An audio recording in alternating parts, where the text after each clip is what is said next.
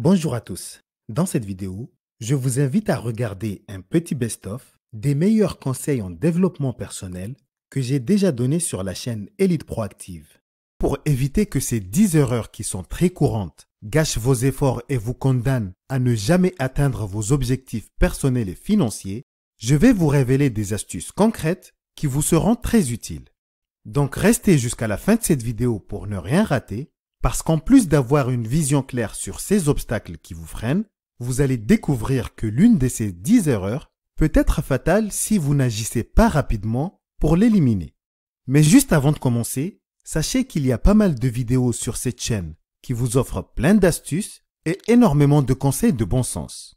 Je fais aussi de nouvelles vidéos pour enrichir vos connaissances et pour vous inciter à développer vos compétences. Ici, on parle d'éducation financière, de développement personnel, mais aussi d'histoires vraies de personnes qui ont réussi en partant de rien. Alors n'hésitez pas à vous abonner si c'est la première fois que vous regardez une vidéo sur Élite Proactive et n'oubliez pas d'appuyer sur la cloche pour les notifications pour être sûr de ne pas manquer mes prochaines vidéos. Et si vous aimez celle-ci, merci de cliquer sur le pouce, ça ne vous coûte rien et ça fait plaisir à l'algorithme.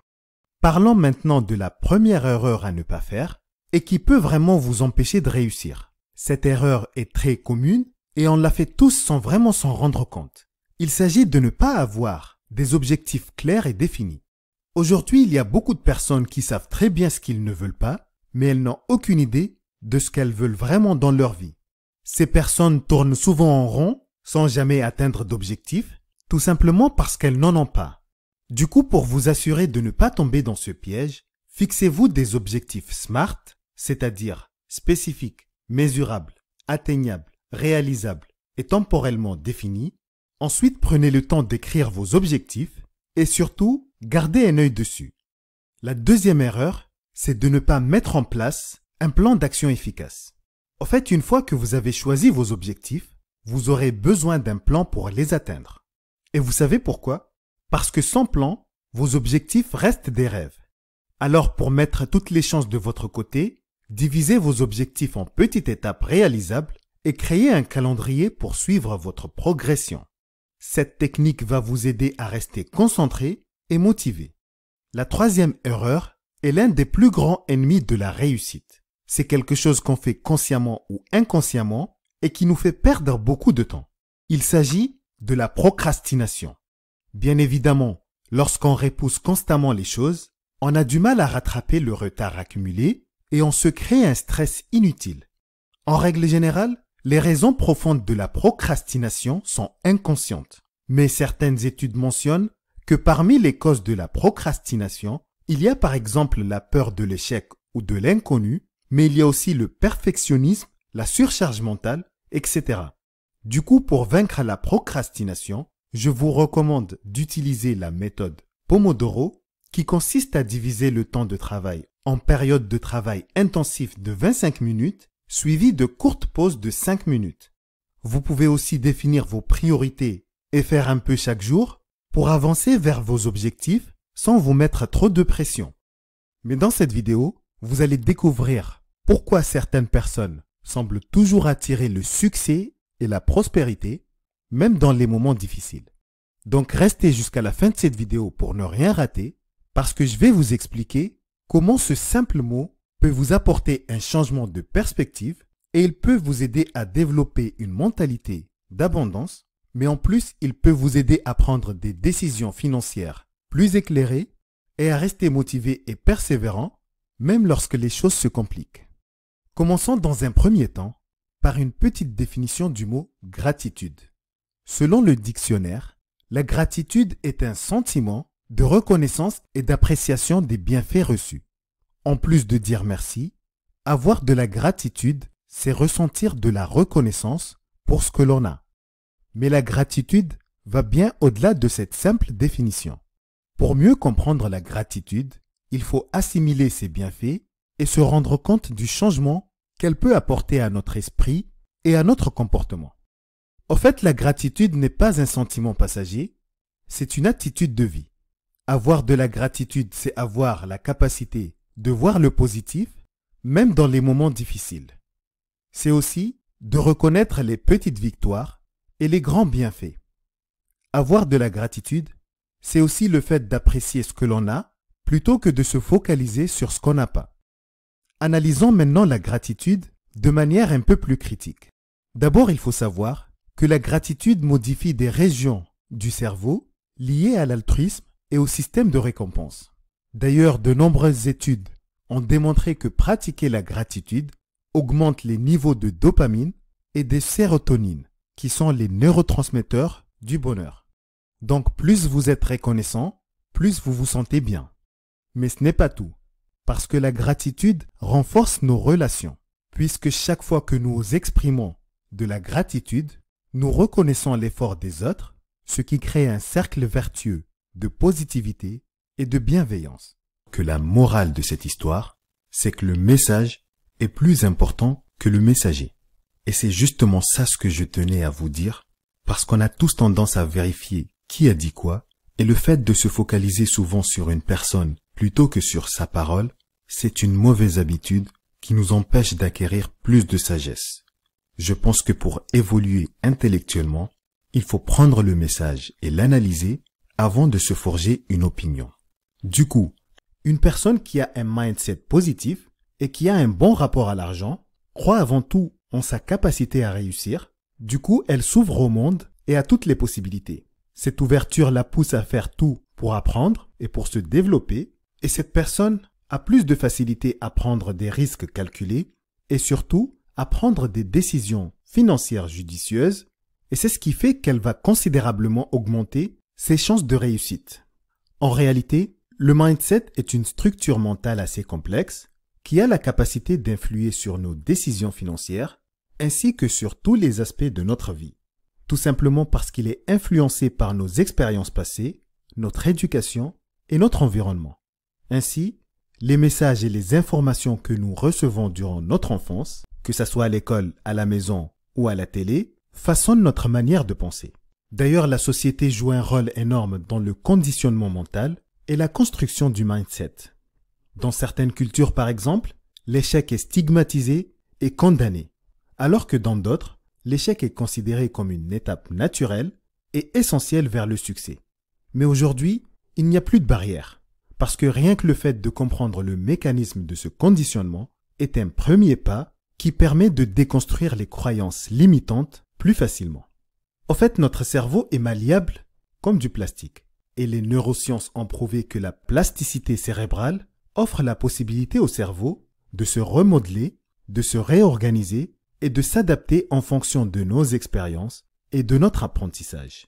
Cette théorie démontre aussi qu'avoir un bon mindset n'est pas qu'une question de volonté uniquement, mais qu'il y a aussi plusieurs facteurs, notamment biologiques et psychologiques.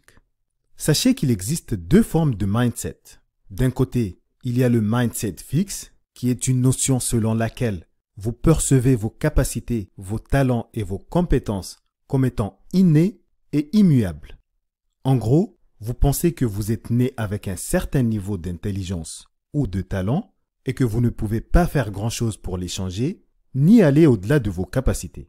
Et d'un autre côté, il y a le mindset de croissance, qui est un concept qui se caractérise par une forte croyance que les capacités d'une personne peuvent être améliorées avec le temps et des efforts. Ce concept introduit par la psychologue américaine Carol Dweck stipule que nos talents et nos compétences peuvent être développés par l'effort, l'apprentissage et la persévérance. Du coup, on peut facilement constater l'impact psychologique de ces deux types d'états d'esprit distincts sur une personne, puisque là où un mindset fixe va naturellement conduire à la stagnation, à la peur de l'échec et à l'évitement des défis, un mindset de croissance, lui, va encourager l'expérimentation, la résilience et l'acceptation des erreurs comme des opportunités d'apprentissage. Et c'est justement l'une des raisons pour lesquelles tous ceux qui adoptent un mindset de croissance sont convaincus qu'ils peuvent toujours s'améliorer et évoluer. Maintenant qu'on a vu tout ça, la vraie question est de savoir comment faire pour cultiver un bon mindset positif et de croissance. C'est vrai que c'est plus facile à dire qu'à faire, mais je vais partager avec vous quelques conseils pratiques qui peuvent vous aider énormément. La première chose à faire pour cultiver un mindset positif, c'est de changer votre dialogue interne. D'abord en vous débarrassant de la voix négative à l'intérieur de votre tête, mais aussi en faisant attention à la manière dont vous vous parlez à vous-même. Le but ici est d'orienter votre dialogue interne dans une direction plus positive, tout simplement en remplaçant vos pensées négatives par des affirmations positives et motivantes. La deuxième chose à faire, c'est de vous entourer de personnes positives et inspirantes. Parce que les bonnes vibrations attirent les bonnes vibrations et le succès attire le succès. Donc si vous côtoyez des personnes qui ont déjà atteint leur objectif financier, ça peut vous motiver, vous donner envie et surtout vous donner des idées. Ensuite, vous devez visualiser votre réussite en vous imaginant en train de vivre la vie de vos rêves et je vous assure que ça va vous aider à rester motivé et à croire en vous. La quatrième chose à faire, c'est d'adopter une attitude de gratitude. Parce que la gratitude est un état d'esprit puissant qui peut vous aider à attirer plus d'abondance dans votre vie. Donc soyez constamment reconnaissant pour tout ce que vous avez eu, tout ce que vous avez et même tout ce que vous pourrez avoir. Une autre chose à faire, c'est d'apprendre en lisant des livres, en suivant des cours et des formations, etc. Parce que plus vous allez apprendre et plus vous allez renforcer votre confiance en vous et votre mindset positif. Et si je peux vous donner un dernier conseil, je dirais qu'il ne faut jamais avoir peur de l'échec. Parce que l'échec fait partie intégrante du processus d'apprentissage et il peut agir comme un catalyseur du succès. Alors, ne soyez pas découragés par vos échecs, mais apprenez plutôt de vos erreurs et rebondissez pour aller encore plus loin. Sachez que votre mindset peut littéralement influencer votre succès financier. En adoptant un mindset de croissance, vous pouvez transformer vos défis en opportunités, vos échecs en apprentissage et vos rêves en réalité. Alors n'attendez plus. Commencez dès aujourd'hui à cultiver un mindset positif pour augmenter vos chances d'atteindre vos objectifs financiers. Revenons à notre sujet et parlons sans plus tarder du premier signe que vous pourriez un jour devenir riche. Et ce signe n'est autre que le fait d'avoir une mentalité d'abondance. Et si vous vous demandez ce que c'est qu'une mentalité d'abondance, c'est tout simplement le fait d'avoir la capacité de croire qu'il y a suffisamment de richesse, d'argent, d'opportunités, de succès et de bonheur pour tout le monde. En règle générale, une personne qui a une mentalité d'abondance est une personne qui ne se concentre pas sur ce qu'elle n'a pas, mais plutôt sur tout ce qu'elle peut créer et attirer dans sa vie. D'ailleurs, cette pensée positive et expansive permet à la personne de voir les opportunités là où d'autres ne voient que des obstacles. Donc si vous ne ressentez pas de la jalousie ou de l'envie parce que vous voyez la réussite financière des autres, mais qu'au contraire, vous vous donnez à fond pour réussir et vous voyez l'argent comme un outil qui peut vous permettre à vous aussi de réaliser vos rêves et d'avoir un impact positif sur le monde, alors on peut dire que vous avez déjà une mentalité d'abondance. La cinquième raison, c'est le fait que l'argent peut attirer les faux amis. Ce qui est tout à fait normal parce que quand on a de l'argent, c'est plus facile de se faire entourer de personnes qui ne s'intéressent qu'aux biens matériels qu'on possède. Et d'ailleurs, le vrai problème, c'est qu'il est assez difficile de savoir si les amis qui nous entourent nous aiment pour ce qu'on est ou pour ce qu'on a. En fait, il faut savoir que les faux amis se rapprochent d'une personne pour profiter de son argent et de son bonheur. Mais dès qu'ils se rendent compte qu'ils n'ont plus rien à en tirer, ils s'éloignent et laissent la personne dans son malheur. Et c'est pourquoi il est très important de ne pas se fier uniquement aux apparences et qu'il faut avant toute chose choisir des amis qui sont prêts à construire des relations sincères et authentiques. La sixième raison, c'est le fait que l'argent peut nous pousser à s'isoler et à vivre loin des autres. Parce que paradoxalement, quand on a beaucoup d'argent, on peut s'isoler socialement. On commence par créer des barrières entre nous et les autres, parce qu'on sent que les gens sont peut-être jaloux ou parce qu'on se dit qu'ils nous envient pour tout ce qu'on possède. Certaines personnes peuvent même choisir de vivre dans des quartiers fermés et ils commencent à fréquenter des cercles exclusifs et ils finissent par perdre le contact avec le monde et les réalités quotidiennes des autres. Ce type d'isolement peut entraîner un sentiment de solitude et ce qui est sûr, c'est que quand on vit dans une tour d'ivoire, on est vraiment loin de respirer le bonheur. La septième raison, c'est que l'argent ne peut pas nous rendre heureux si on n'est pas heureux de base. Tout simplement parce que le bonheur est un état de satisfaction complète qui vient de l'intérieur et qui ne peut pas être acheté.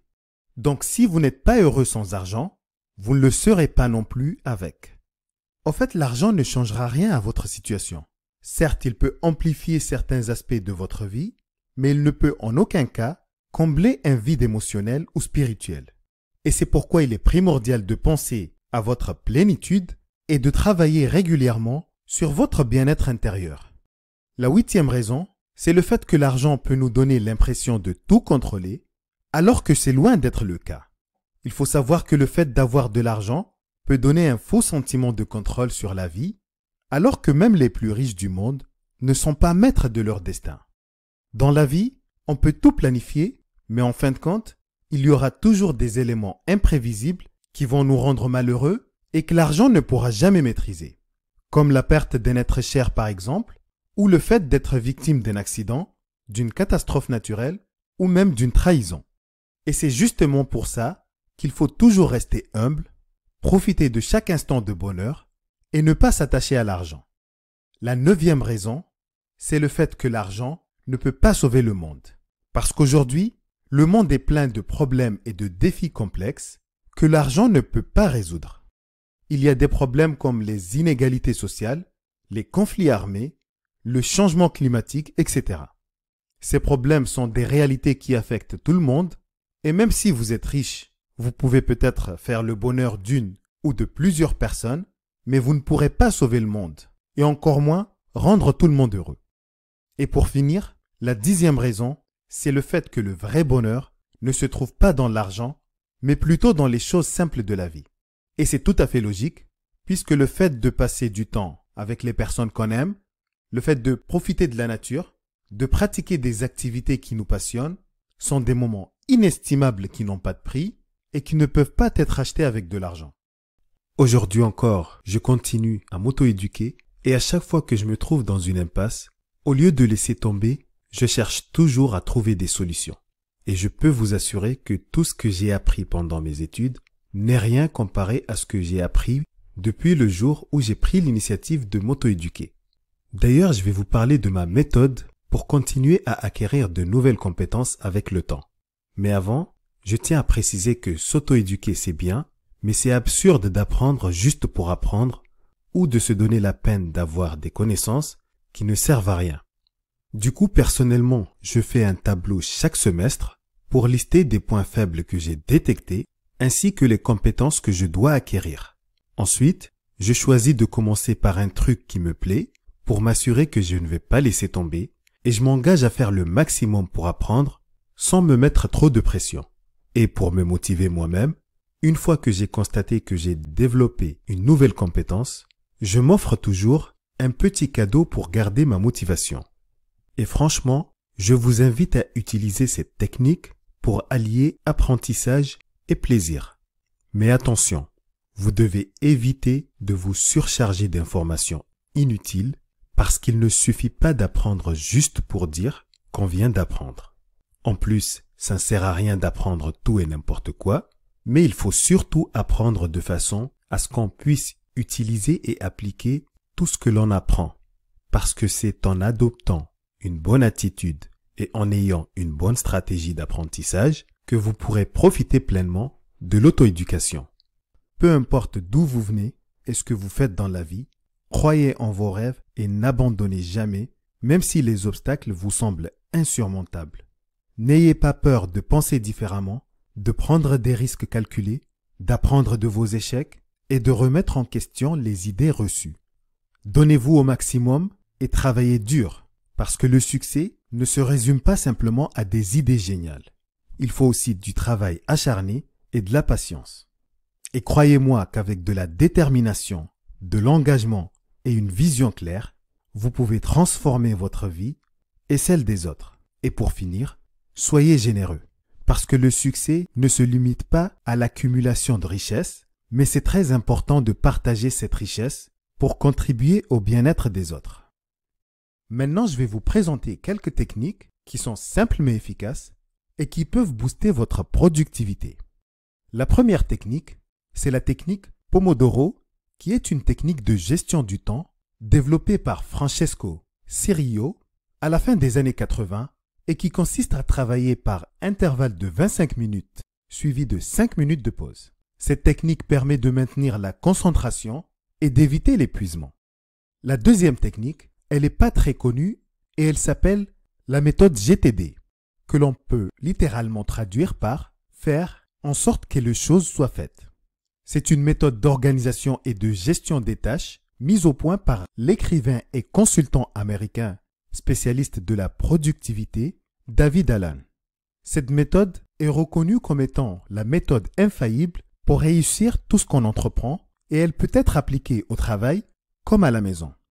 La méthode GTD consiste à décomposer vos tâches en 5 étapes concrètes qui sont collecter, traiter, organiser, réviser et agir. Et pour finir, la troisième technique, c'est la règle des 2 minutes, qui est une règle toute simple et qui stipule que si une tâche prend moins de 2 minutes, vous devez la faire immédiatement. Comme ça, vous évitez l'accumulation de petites tâches qui peuvent devenir accablantes. Maintenant que vous avez toutes les clés en main pour faire plus en moins de temps, rappelez-vous que votre temps est précieux et que chaque minute compte. Et même si on a tendance à dire que le temps c'est de l'argent, sachez que le temps n'a pas qu'une valeur monétaire, mais il a aussi une valeur émotionnelle et spirituelle. Et c'est la raison pour laquelle il est important de trouver un équilibre entre gagner de l'argent, gagner du temps et profiter du moment présent. Sachez qu'en suivant les différents conseils que j'ai partagés avec vous dans cette vidéo, vous pourrez optimiser votre temps, devenir plus productif et atteindre vos objectifs plus rapidement. En utilisant votre temps à bon escient, vous verrez des résultats impressionnants dans votre vie d'une manière générale, mais surtout dans vos finances. Alors ne perdez pas votre temps ni votre argent. Car comme je le dis souvent sur cette chaîne, si vous prenez soin de votre argent aujourd'hui, il prendra soin de vous demain, après-demain et tout au long de votre vie. Merci d'avoir regardé cette vidéo et surtout, n'oubliez pas de vous abonner à la chaîne si ce n'est pas encore fait et pensez aussi à activer les notifications et à cliquer sur le pouce si vous avez aimé cette vidéo. N'hésitez pas aussi à me laisser un petit commentaire pour me donner votre avis et pour me dire si vous pensez que le temps, c'est de l'argent ou pas. Encore merci et je vous dis à très bientôt.